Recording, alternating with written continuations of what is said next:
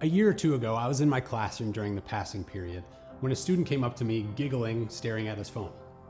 "Mr. Moas, check out this video, it's so funny." He turned his phone to me to show me the video on Instagram, which depicted someone reaching into their hamster's cage, grabbing their live hamster, supposedly, and flushing it down the toilet. All of this was recorded from the first person point of view. Now, maybe it was fake, in which case maybe there was some humor.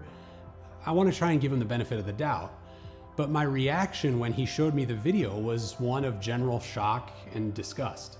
He then was taken aback at my response, and the smile quickly disappeared from his face. It was a clunky interaction, but I was genuinely shocked at his cavalier, amused reaction to this video that I found somewhat horrifying.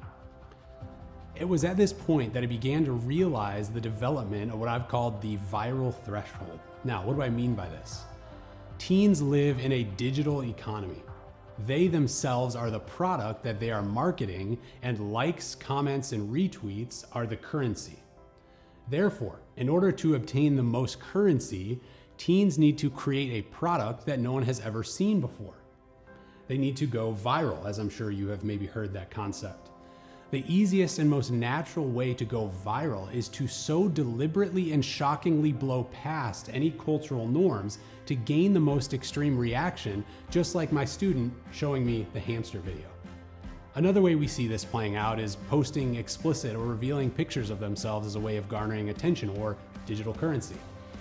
Yet, the issue is that as soon as that video or picture is posted, the viral line gets reestablished. And again, and again, and again, such that the videos and pictures and memes that were shocking in 2015 are now commonplace. Collectively, through this process, a generation's view of basic dignity and appreciation for human life are eroding away. People are reduced to pixels. Humans exist to be digitally commodified and sold for likes and retweets, and that includes themselves. The idea of the viral threshold is compounded by the reality of media desensitization. Imagine a newscaster saying something like this: "There were 10 murders today in the south side of Chicago, and authorities are quickly working to find solutions to bring the shooters to justice. In other news, the new exhibit today officially opened, and what do you know, the giraffes gave birth to a baby giraffe." Commenting on this exact dynamic, Neil Postman says this: "There is no murder so brutal, no earthquake so devastating, no political blunder so costly that it cannot be erased from our minds immediately by a newscaster saying, 'Now this.'" In an increasingly digital age, we are afforded zero time to think, process, grieve, lament, and really consider the terrible news that we are bombarded with daily. Maybe even worse, this news is set within the context of thousands of other frivolous, trivial, and irrelevant things, such that it is difficult to distinguish what actually matters. This overwhelming dynamic is the driving force behind much of the apathy that we see in today's younger generation. Studies on this dynamic yielded the following results. In terms of content, 64% of Gen Z say that what they find funny is dark or cynical. Nearly 2/3 say that they find things funny that they shouldn't. Professor Shane Tilton at Ohio Northern University says this: "Gen Z and millennials don't have the ability to control the economy, but by goodness, they can put text on a GIF and say something funny about the situation. Simply put, if you can't cope with it, make fun of it." What this results in is a large majority of students that can't and won't take anything seriously.